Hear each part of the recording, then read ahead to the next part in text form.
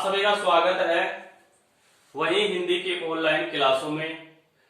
कक्षा 12 विषय हिंदी साहित्य, अध्याय संख्या 2, मंदोदरी की रावण को सींग। ठीक है, जिसके कवि हैं अपने गोस्वामी तुलसीदास जी। इस वीडियो से पूर्व के वीडियो में पद संख्या 3 तक हम व्याख्या देख चुके थे।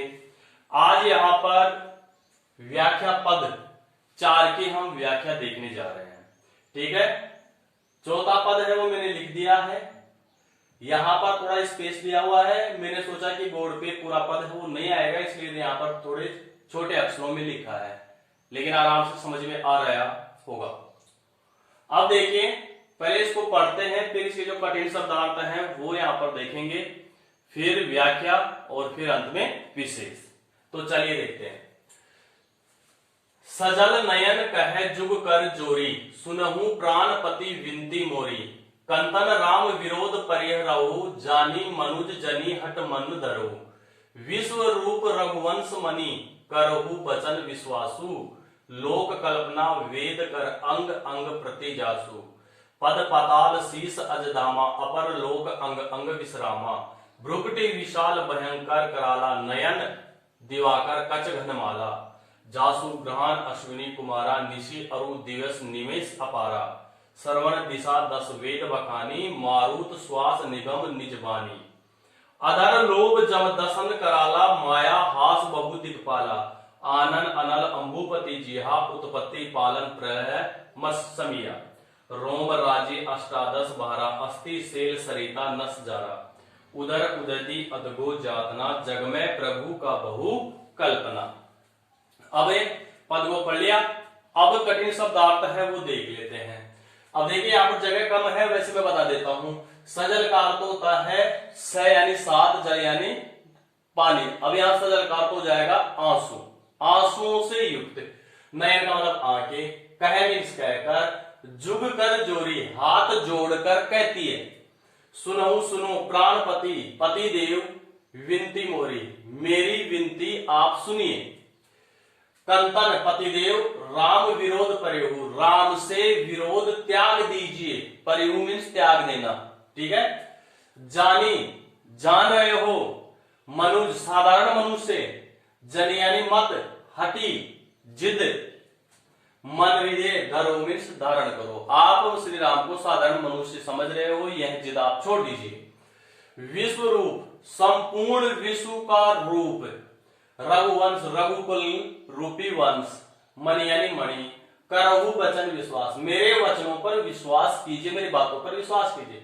लोक कल्पना, लोक में संपूर्ण संसार में, वेद, वेद का मतलब होता है वेद का वेद हो जाएगा। अंग अंग, अब अंग अंग का मतलब होता है शरीर के प्रत्येक हिस्से में। जासु, जासु मीन्स जिनके, यानी संपूर्ण संसार है उनके अंगों में निवास करता है। ठीक है भाई।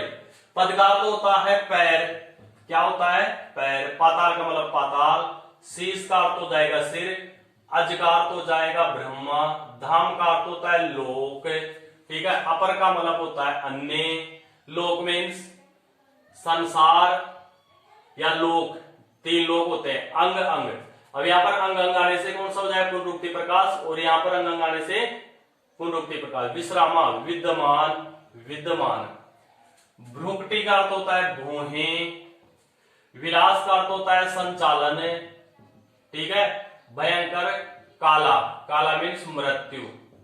ठीक है, नयन आंखें, दिवाकर सूर्य, कच बाल, घन बादल, माला मीन्स समूह है। ठीक है भाई। जासु का अर्थ होता है जिनके।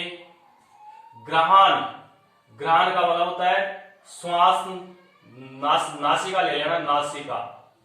अश्विनी कुमार मतलब देवताओं के वेद। निशि रात, अरु का मतलब और, दिवस मीन्स दिन। ठीक है, निमेष पलक, अपारा मीन्स अपार का पार ले जाएगा या संचालन। ठीक है, श्रवण का अर्थ होता है कान। दिशा 10 दिशाएं, वेद का मतलब होता है वेद, बखानी मीन्स वर्णन। मारुत का अर्थ होता है हवा। श्वास का श्वास, निगम, निगम का अर्थ हो जाएगा वेद, निज वाणी, निज का मतलब अपनी, वाणी मीन्स वाणी, ठीक है। अधर का अर्थ होता है ओठ, ये ओठ होता है, ऐसे ओठ लिख लेंगे ये अशुद्ध माना जाएगा।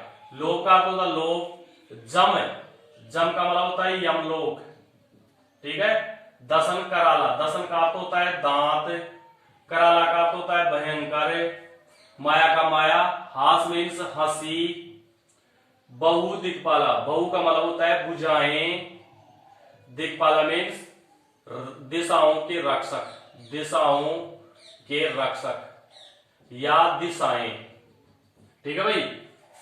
आनन, आनन का अर्थ होता है मुख, ठीक है। अनल का अर्थ होता है आग। अंबुपति, अंबु का अर्थ होता है जल और पति का अर्थ होता है स्वामी, तो जल का स्वामी कौन होता है, वरुण देव। जीव्या का मतलब होता है जीव, ठीक है। उत्पत्ति का मतलब जन्म, पालन का मतलब पालन करना, प्रलय का मतलब विनाश करना, समीहा, समीह का मतलब होता है संपूर्ण, संपूर्ण, ठीक है। रोम रोम, रोम रोम का अर्थ होता है भाई बाल। राजी, राजी राजी अष्टादश का मतलब होता है 18, ठीक है।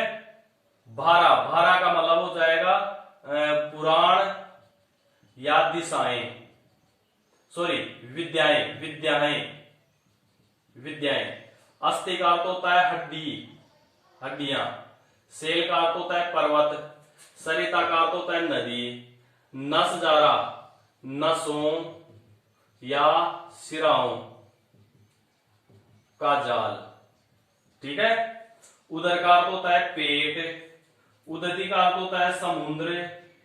अधगो मतलब होता है कमर के नीचे का भाग, कमर के नीचे का भाग, भाग। जातना, भयंकर कष्ट, भयंकर कष्ट। जग में, जग में चमकता हुआ, प्रभु श्री राम, बहु विशाल, कल्पना स्वरूप, ठीक है।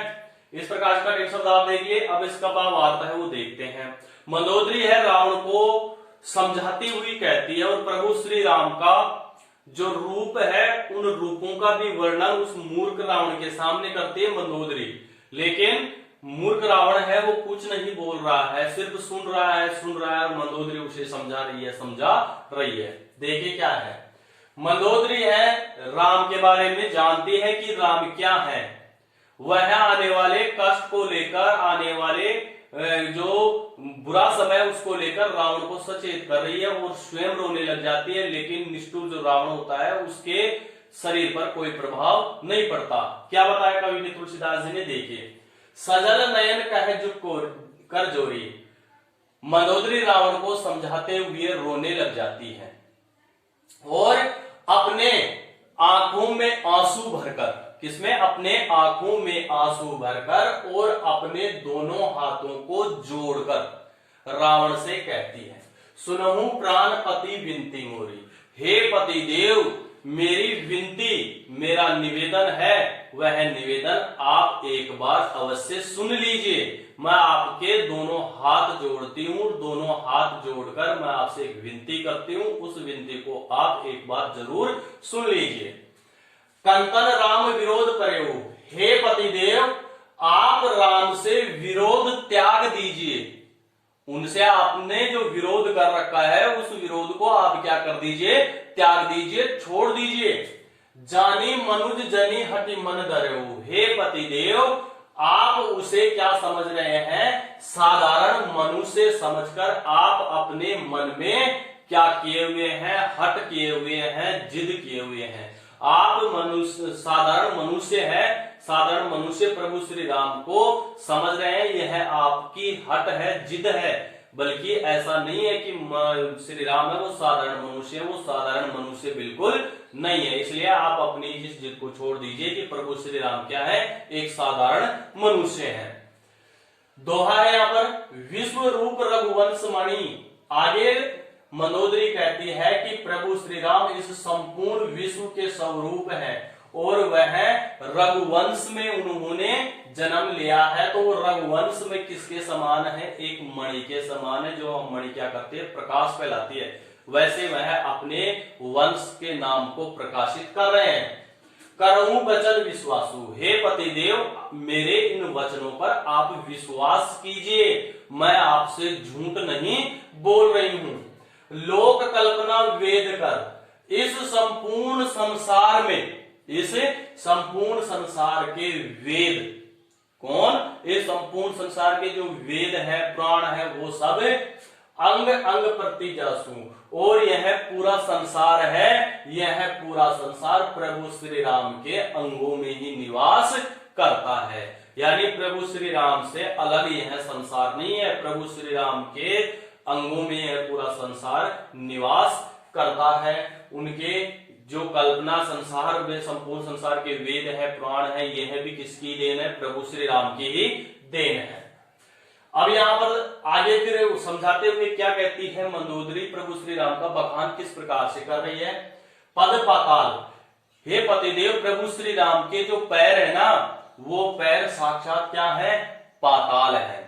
शीश अजधामा, और प्रभु श्री राम का जो मस्तिष्क है ना, सिर है ना, वो क्या है? साक्षात ब्रह्मलोक है।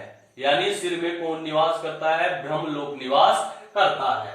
अपर लोक अंग अंग विश्रामा, और उनके जो अन्य अंग हैं, शरीर के अन्य अंग हैं, उन संपूर्ण अंगों में पूरा संसार है, यह संसार विद्यमान है, मौजूद है।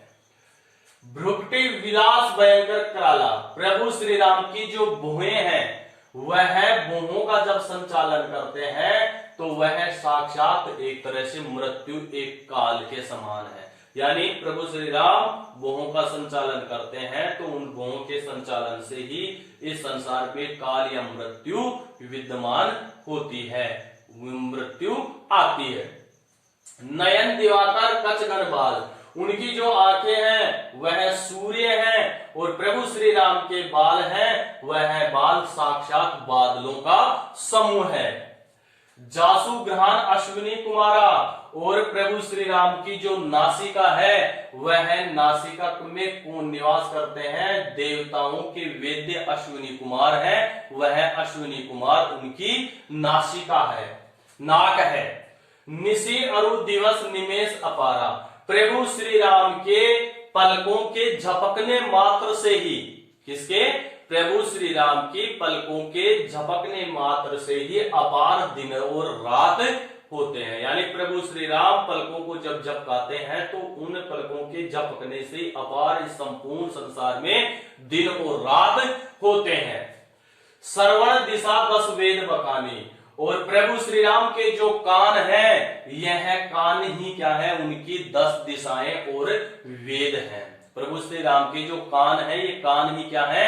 10 दिशाएं हैं और वेद हैं। मारुत श्वास, और वह जब श्वास छोड़ते हैं तो वह श्वास ही क्या है? हवा है।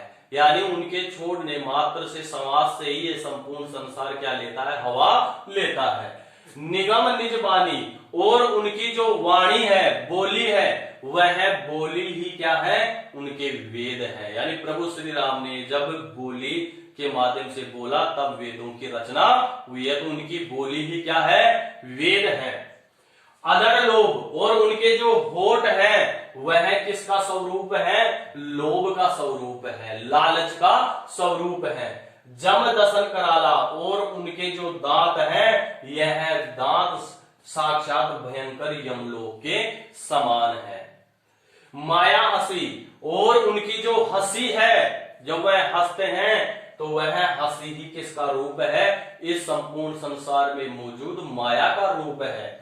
बहु दिक्पाला, और उनकी जो भुजाएं हैं, उनके हाथ हैं, वह हाथ ही दिशाओं के, 10 दिशाओं के रक्षक माने जाते। उनकी भुजाएं हैं, 10 दिशाओं की क्या करती हैं? रक्षा करती हैं।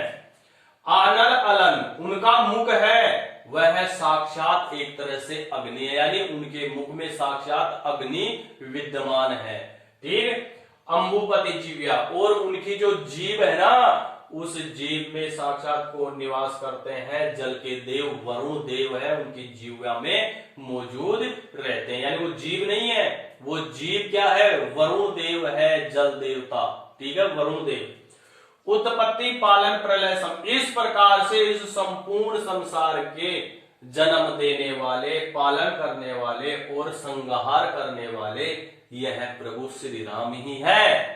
ठीक है, रोम राज्य अष्टादश 12 और प्रभु श्री राम के शरीर पर स्थित जो बाल है वह बाल ही क्या है, अष्टादश, 18 पुराण और 18 प्रकार की विद्याएं हैं। 18 प्रकार के पुराण और 18 प्रकार की जो विद्याएं हैं वह विद्याएं उनके रोम रोम में स्थित है। अस्थिशैल और प्रभु श्री राम का जो शरीर में निवास करने वाली जो हड्डियां है ना, ये हड्डियां ही इस पृथ्वी पर मौजूद जो पर्वत है वो प्रभु श्री राम की हड्डियां ही पर्वत हैं। सरिता नसजारा और इस संपूर्ण संसार में बहने वाली जो नदियां है ना, यह नदियां प्रभु श्री राम के शरीर में चलने वाली जो नसों का जाल है ना, वो नसों का जाल ही क्या है, नदियां हैं। यानी नदियां ऐसे नहीं है, प्रभु श्री राम की देन है कि प्रभु श्री राम के शरीर में क्या है, नसों का जाल है। तो जैसे शरीर में नसों का जाल है ना, वैसे ही पृथ्वी पर यह देन नदियों की किसकी है, प्रभु श्री राम की।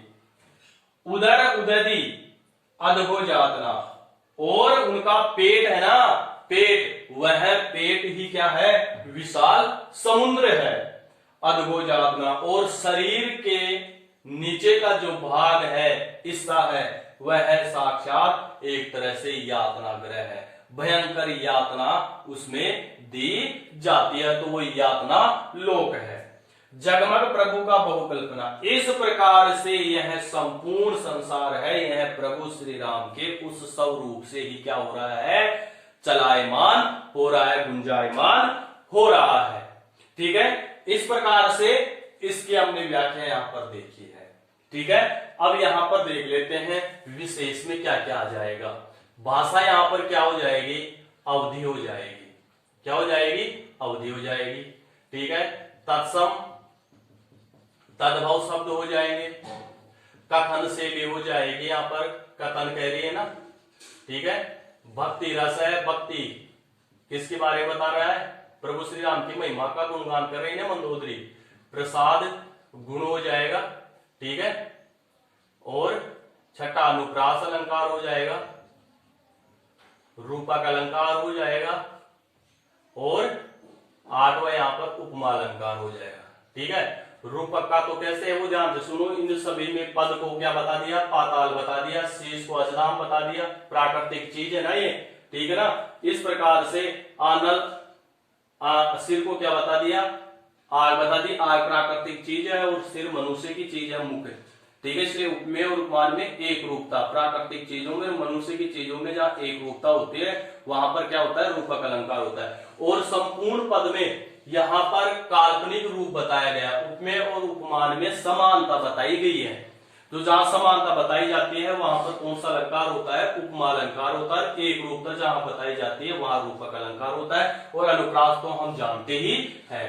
ठीक है, इस प्रकार से यह अपना पद है चौथा, ये पूर्ण होता है। अगर भाइयों आप चैनल पे नए हैं तो आप अपने इस चैनल को सब्सक्राइब कर लीजिए। यह बात मैं सबसे अंत में बोल रहा हूं, क्यों, क्योंकि अगर आपको यह पद पूरा अच्छा लगा हो और YouTube पर जो वीडियो चलते हैं उनसे अगर मैंने बेस्ट बताया हो तो आप चैनल को सब्सक्राइब करें और लाइक बटन को प्रेस जरूर करें, और कोई भी वीडियो मैं अपलोड करूं इसकी सूचना आप तक पहुंचे, इसके लिए आप बेल आइकन को जरूर दबाएं। और अंत में मुझे कमेंट करके जरूर बता दीजिए कि आपको यह वीडियो कैसा आपको लगा। ठीक है, तो आज के लिए बस इतना ही, मिलते हैं नेक्स्ट वीडियो में। सभी विद्यार्थियों को धन्यवाद।